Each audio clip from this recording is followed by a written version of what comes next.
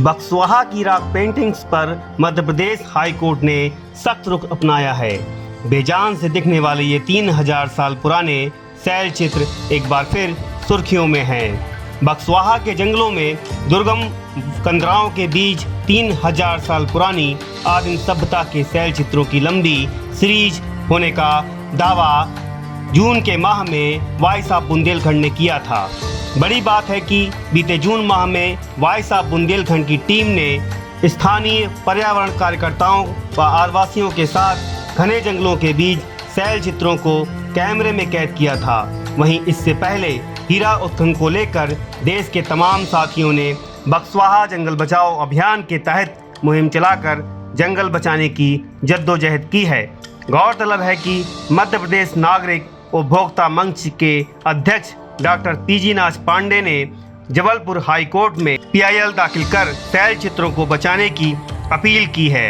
याचिकाकर्ता की तरफ से एडवोकेट सुरेंद्र वर्मा ने कोर्ट से जिरह की और बताया कि बक्सवाहा के घने जंगलों में 3000 साल पुरानी आदिम सभ्यता के शैल चित्र हैं। वहीं उन्होंने चिंतन जताया कि देश का आर्कियोलॉजिस्ट विभाग इस मामले में बिल्कुल सन्नाटे पर है। हाई कोर्ट के मुख्य न्यायाधीश की बेंच ने सुनवाई करते हुए पुरातत्व विभाग से रिपोर्ट तलब की है। हास्यास्पद बात यह है कि राष्ट्रीय धरोहर और देश के आर्कियोलॉजिस्ट का संरक्षण दावा करने वाली यह पुरातत्व विभाग की टीम कोर्ट को बताती है कि उन्हें मीडिया से हाल ही में बक्सवाहा के जंगलों में शैल चित्र होने का मामला संज्ञान में आया है। सवाल यह उठता है कि तब हीरा उत्खनन के समय मध्य प्रदेश की शिवराज सरकार ने जंगलों में सर्वे किस बात का कराया था। यदि देश के पुरातत्व विभाग या मध्य प्रदेश के आर्कियोलॉजिस्ट डिपार्टमेंट को इस बात की भनक नहीं है कि बक्सवाहा के जंगलों में 3000 साल से पुराने शैल चित्र दबे हैं, तब उन्होंने किस दम पर हीरा उत्खनन के लिए बिरला ग्रुप की एसएल माइनिंग इंडस्ट्री लिमिटेड को 50 साल का पट्टा किया है।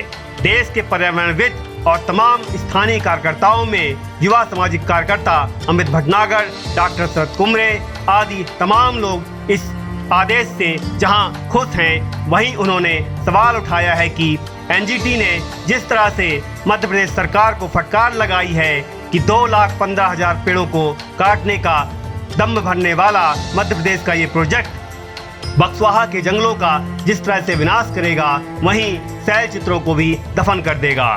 अमित कहते हैं कि बुंदेलखंड में जुलाई के महीने में आज इस तरह की गर्मी कभी पहले नहीं देखी गई। आषाढ़ के महीने में जेठ बैसाख जैसी गर्मी है। इसका बड़ा कारण है कि यहाँ खनन उद्योग ने पहाड़ों, नदियों, जंगलों को वीरान कर दिया है। डॉक्टर शरद कुमरे की माने तो 3000 साल से ज्यादा पुराने ये शैल चित्र बक्सवाहा के जंगल में पर्यटन हब का एक नया केंद्र बन सकते हैं। बक्सवाहा के जंगलों में 25,000 साल पुराने पाषाण काल के शैल चित्र पाए गए थे। ये शैल चित्र भीमबेटका में जो शैल चित्र पाए गए हैं, जिन्हें विश्व स्मारक घोषित किया गया, उससे लगभग 2 गुने पुराने हैं। और ये शैल चित्र प्रोफेसर छारी ने वहाँ पर कसेरा गांव के पास देखे थे, जिनकी सूचना उन्होंने अपने शोध पत्र में भी दी है और भारत के सबसे पुराने शैल चित्र होने का दावा किया। जब शरद कुमरे जी और हम लोग सब लोग बहुत सारे साथियों की एक टीम वहाँ गई तो हमें ये बात पता लगी, तो वहाँ हमें ये भी पता लगा कि इसकी पूरी सीरीज़ होगी। तो हमने वहाँ आसपास कई दिन तक सर्चिंग अभियान चलाया, जिसके पास हमें निमानी के पास भी ये शैल चित्र मिले।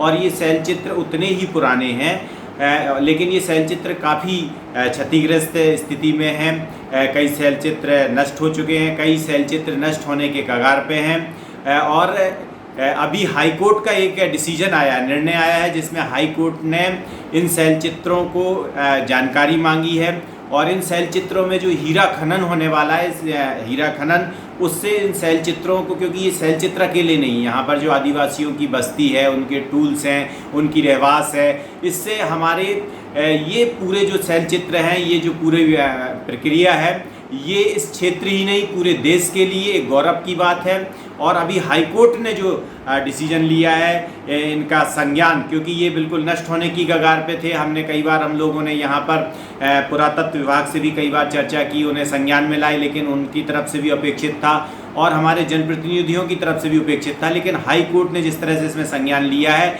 और एक निर्णय दिया है, उससे इन शैल चित्रों के मतलब संरक्षण की और इन्हें विश्व स्मारक की एक आस जगी है। और इसके लिए हम हाई कोर्ट के बहुत बहुत धन्यवाद हैं। और सभी जितने पुरातत्व प्रेमी हैं, पर्यावरण प्रेमी हैं, उनमें हाई कोर्ट के इस निर्णय से खुशी की लहर और एक आशा की उम्मीद है वो जागी। मध्य प्रदेश सरकार को चाहिए कि इन जंगलों की तबाही से पहले पर्यावरणविदों को एकजुट करके संवाद स्थापित करे और बंदर प्रोजेक्ट पे यथाशीघ्र लगाम लगा करके मध्य प्रदेश के इस इलाके को देश और विदेश के सामने पर्यावरण हब के रूप में सुर्खियों में लाने का काम करे। अब देखना ये होगा कि भाई साहब बुंदेलखंड के साथ देश के तमाम पर्यावरण कार्यकर्ता और देश के तमाम सोशल एक्टिविस्ट कोर्ट के इस फैसले पर नजर रखते हुए कब और किस तरह आगे की रणनीति अपनाते हैं और कोर्ट आगे इस फैसले पर क्या एक्शन लेती है। भाई साहब बुंदेलखंड के लिए बांदा से आशीष सागर दीक्षित।